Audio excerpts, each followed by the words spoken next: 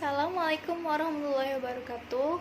Perkenalkan, nama saya Sheila Savana, Prodi Perpustakaan dan Ilmu Informasi, NIM 20234019, Fakultas Bahasa dan Seni, Universitas Negeri Padang. Pada kesempatan kali ini, saya akan membagi materi preservasi dan konservasi yang dimulai dari materi pelestarian bahan pustaka dengan sistem penjilidan hingga materi pelestarian nilai informasi. Baiklah, saya akan menjelaskan materi pelestarian bahan pustaka dengan sistem penjilidan. Pelestarian bahan perpustakaan adalah melalui kegiatan penjilidan bahan perpustakaan. Pada dasarnya, penjilidan merupakan pekerjaan yang menghimpun atau menggabung lembaran-lembaran lepas menjadi satu yang dilindungi oleh ban atau sampul. Penjilidan merupakan salah satu kegiatan yang penting dalam perpustakaan.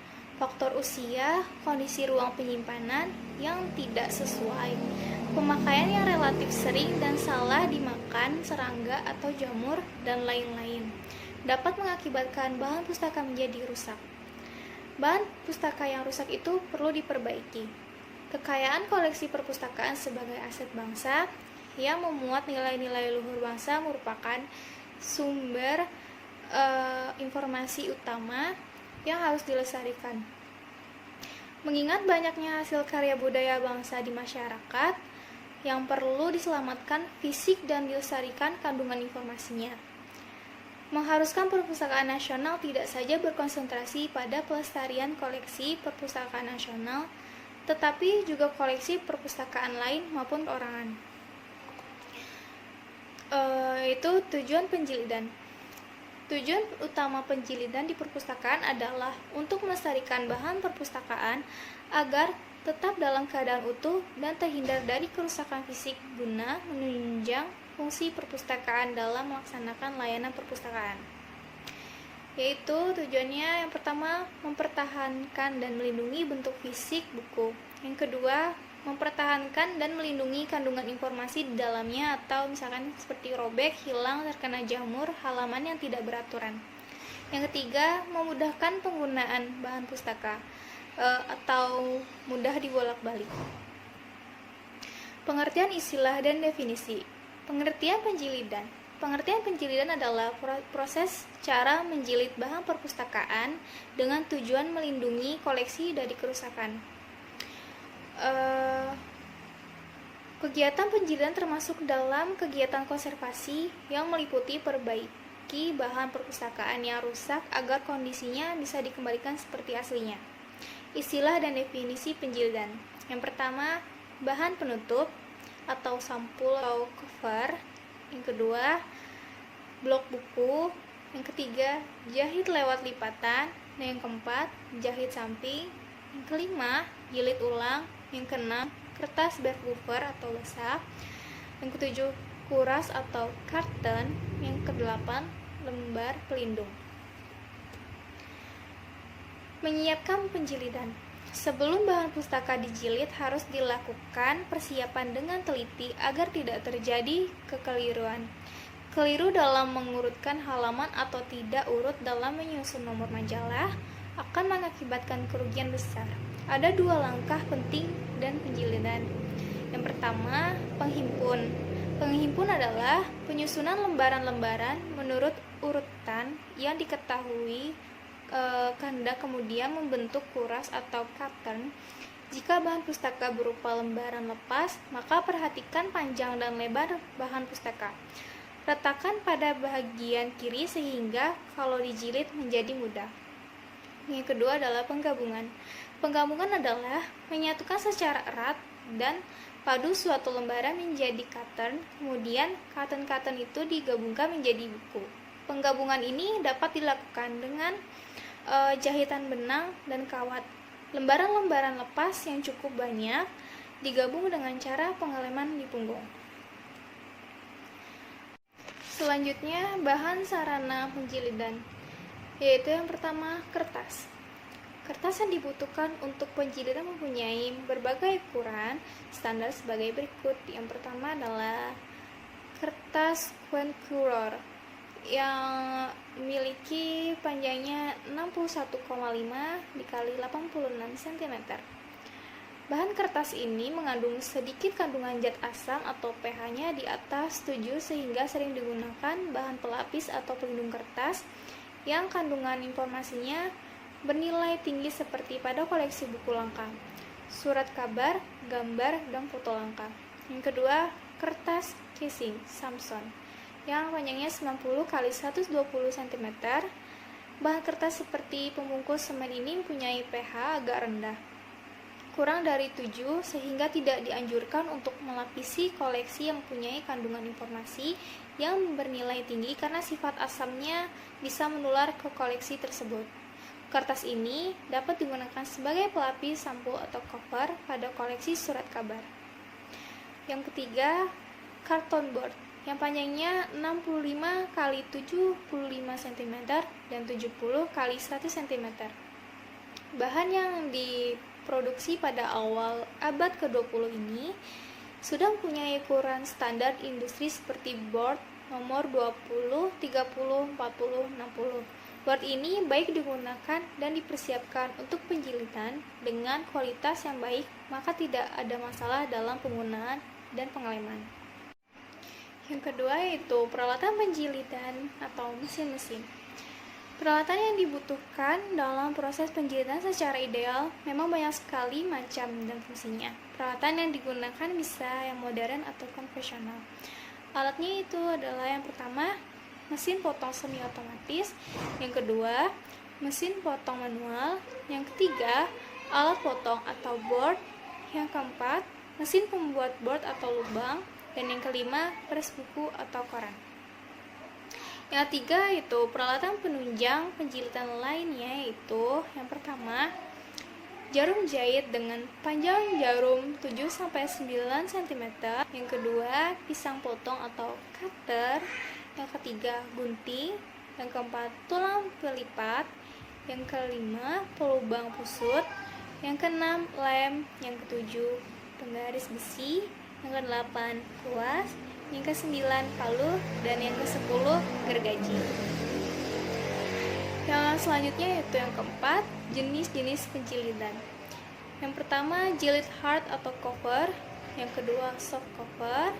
Yang ketiga, jilid kaye. Yang keempat, jilid dengan tanda atau signature binding. Yang kelima, jilid lem punggung. Yang keenam, jilid spiral. Dan yang ketujuh, jilid lakban.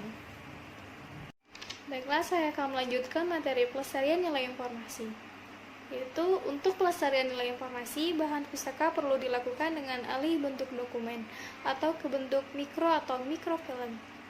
Selain itu, dengan teknologi video sehingga lebih mudah untuk pelayanan, pengolahan, dan penemuan kembali informasi. Saya akan menjelaskan mikrofilm. Sampai pada tahun 1920-an, mikrofilm diperlakukan sebagai sesuatu yang baru, tapi mikrofilm berasal lebih awal daripada itu. John Benjamin Dancer bereksperimen dengan pembuatan teks memproduksi di awal tahun 1939. Pada tahun 1853, Dancer berhasil menjual mikrofotografi sebagai sebuah slide yang dilihat dengan mikroskop. Dan setelah itu saya menyebutkan tentang CD-ROM atau Compact Disc Read Only Memory, yaitu pada 1982 The Library of Congress mulai bermaksud dengan mengadakan pelestarian dokumen dengan teknologi video disc, namun akhirnya sekarang berkembang menjadi bisnis yang sangat maju dalam dunia penyimpanan dan penyebaran. Informasi serta kemampuan pelestarian dapat diandalkan. Dahulu satu disc itu hanya berkapasitas 100-8.000. Hal ini sangat menghemat tempat penyimpanan dan memudahkan penemuan kembali informasi. Baiklah, saya akan menjelaskan poin keempat, contoh bagaimana kegiatan preservasi dan konservasi dalam sebuah perpustakaan. Saya akan menjelaskan salah satunya yaitu pencegahan kerusakan bahan pustaka. Pencegahan kerusakan karena faktor lingkungan. Suhu yang ideal bagi bahan perpustakaan adalah 20-24 derajat Celcius dengan kelembapan berkisar antara 40-60% RH. Satu-satunya cara untuk mendapat kondisi seperti ini yang direkomendasikan oleh Odigen adalah memasang AC 24 jam sehari selama 7 hari dalam seminggu. Masalahnya timbul karena tidak semua perpustakaan mampu memasang AC karena biaya operasionalnya besar. Apabila AC dipasang hanya setengah hari, tentu saja akan menyebabkan kelembahan berubah-ubah. Setelah itu, pencegahan kerusakan karena faktor cahaya yang kedua itu cahaya matahari yang masuk ke dalam ruangan, baik buku-buku, ruangan koleksi, sebaiknya diletakkan jauh dari jendela atau tidak langsung mengenai cahaya.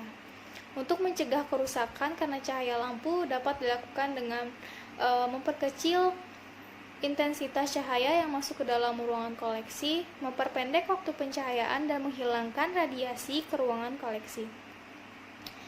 Radiasi ultraviolet untuk menghilangkan radiasi UV dari cahaya luar dapat menggunakan UV filter film, yaitu yang direkatkan pada kaca jendela dan pada lampu menggunakan UV filter yang disarungkan pada lampu TL untuk mencegah kerusakan oleh UV ini. Sebaiknya ruang penyimpanan bahan perpustakaan tidak lebih dari 75 watt. Yang ketiga, pencegahan kerusakan karena faktor pencemaran udara. Bahan pencemaran udara seperti gas-gas pencemar, partikel debu dan logam yang merusak kertas dapat dikurangi dengan langkah-langkah sebagai berikut, yaitu yang pertama, ruang menggunakan AC karena dalam AC terdapat filter untuk menyaring udara dan ruangan AC selalu tertutup sehingga mengurangi debu. Yang kedua, di dalam ruangan dipasang alat pembersih udara atau air cleaner. Di dalam alat ini dapat karbon aktif yang dapat menyerap gas pencemar dan terdapat filter untuk membersihkan udara dari debu. Yang ketiga, penyimpanan buku dalam kotak-kotak pelindung. Selanjutnya, mencegah kerusakan karena faktor biota. Tindakan preventif untuk mencegah tumbuh dari berkembangnya jamur dan serangga adalah dengan memeriksa bahan perpustakaan secara berkala, melakukan pembersih debu secara berkala pada tempat penyimpanan bahan perpustakaan, menurunkan kelembaban udara di ruangan koleksi agar tidak terlalu lembab, serta buku-buku disusun terlalu rapat pada rak karena dapat menghalangi sirkulasi udara. Untuk mencegah hidupnya jamur dan serangga pada ruangan koleksi, sebaiknya buku-buku yang baru dibeli atau baru diterima dari pihak lain terlebih dahulu dilakukan fumigasi sebelum disimpan bersama-sama dengan buku yang lainnya. Untuk pencegahan pada rak tilta berdebu untuk mengusir serangga seperti kapur barus, Nalvalen paricoleobasana atau PDB. Yang ketiga, baiklah, saya akan menjelaskan bagian C, yaitu pencegahan kerusakan karena faktor manusia. Beberapa cara pencegahan yang dilakukan agar bahan perpustakaan terhindar dari kerusakan adalah: yang pertama, tempat penyimpanan atau rak. Tempat penyimpanan yang tidak memadai dan tidak memenuhi syarat akan menyebabkan kerusakan fisik dan kimia pada bahan pustaka. Tempat penyimpanan harus terbuat dari bahan yang tidak membahayakan. Bahan perpustakaan, rak-rak buku harus terbuat dari bahan yang tidak mudah terbakar, cukup lebar untuk menyangga buku yang tanpa ada bagian buku yang menonjol. Yang kedua itu penataan buku pada rak secara tegak. Penyusunan buku pada rak-rak harus ditopang dengan kuat dan sebaiknya tidak terlalu rapat satu sama lain. Buku-buku hendaknya tidak disusun pada rak-rak secara longgar karena akan roboh dan menimpa satu sama lain. Penyusunan buku pada rak sebaiknya disesuaikan agar mencukupi ruang tempat penyimpanan buku. Buku-buku yang hendaknya tidak disusun rapat karena akan menyulitkan pada waktu pengembaliannya. Yang ketiga itu penataan buku secara mendatar. Bahan perpustakaan dapat disusun secara mendatar seperti contohnya map-map tebal dan lembaran-lembaran ukuran besar. Baiknya tidak disusun bertumpuk melebihi setengah dari tinggi tempat. Agar terlindungi, sebaiknya dimasukkan ke dalam kotak atau box yang kuat. Yang keempat itu penyimpanan buku ukuran besar atau lebar. Jangan meletakkan buku yang terlalu lebar dengan posisi vertikal pada rak buku biasa, dan tidak mungkin menyediakan rak khusus untuk meletakkan buku-buku yang terlalu lebar di ruang pengolahan. Buku-buku seperti ini harus diletakkan mendatar atau direbahkan di atas meja. Demikian dari saya, bila ada salah kata, mohon maaf. Terima kasih. Wassalamualaikum warahmatullahi wabarakatuh.